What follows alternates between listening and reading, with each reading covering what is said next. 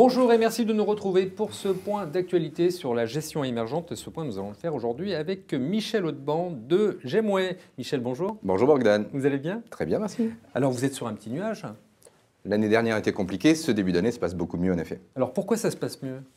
D'abord parce qu'on y voit un peu plus clair sur la guerre sino-américaine, enfin la possibilité d'avoir un accord. On pense, nous, depuis octobre dernier, on pense qu'on va vers un accord. Le marché semble le croire aussi. Et puis on a une Fed qui a une politique plus accommodante. Ces deux principales raisons ont aidé les émergents qui en effet performent très bien.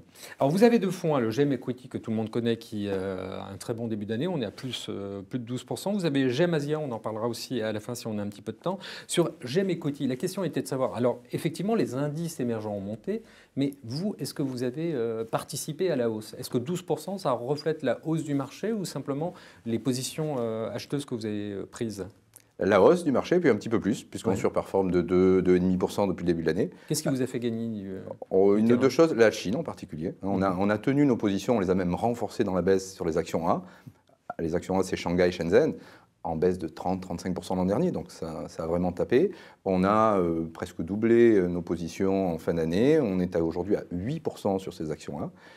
Ce sont des actions qui sont très intéressantes, très profonde, très liquide. Vous avez peut-être vu, MSCI a annoncé qu'il allait augmenter la pondération en 3 temps. Mai, août, novembre, on passera de 0,7 à 3,3. En fait, beaucoup de nos concurrents ne sont pas investis sur ces actions parce que c'est compliqué, parce que c'est du règlement de T+0, donc il faut avoir le cash avant d'acheter les actions. On a essayé de regarder comment on pouvait investir sans évidemment prendre le moindre risque à nos clients. Et je crois qu'on a trouvé une solution qui nous permet aujourd'hui d'être sur ce marché-là. On pense que ce marché va pouvoir continuer à bien monter dans les mois à venir. MSCI estime que le passage de 0,7 à 3,3 représente à peu près 80 à 100 milliards de flux, là où 3,3 n'est pas la fin, puisque à 3,3, les flottants des sociétés seront pris uniquement à hauteur de 20%. Je vous rappelle que pour Total ou Samsung, c'est 100%. Un jour, dans 10 ans, dans 15 ans, ce sera aussi 100%. Est-ce que ce n'est pas justement là le problème? Il y a beaucoup de flux acheteurs sur les marchés émergents actuellement. Est-ce que ça ne va pas trop vite? Est-ce que vous pensez qu'on peut continuer comme ça? Alors ça va vite. C'est sûr qu'on a des reprises comme ça en 2 mois. Il y a un moment où ça aura sûrement besoin de souffler. On pense qu'on peut avoir une correction quelque part au second trimestre. Quand on rencontre les sociétés chinoises, elles ne sont pas très optimistes sur les résultats du premier trimestre civil. On pense qu'on peut avoir encore des déceptions en mars. Le marché avait bien monté en décembre sur des mauvais résultats, ce qui est très bullish. Quand le marché monte alors que les résultats sont mauvais, évidemment, il faut prendre le fait que le marché a envie de monter. Comment réagira-t-il si en mars, il a à nouveau des résultats décevants? Il peut peut-être avoir un petit peu de blues.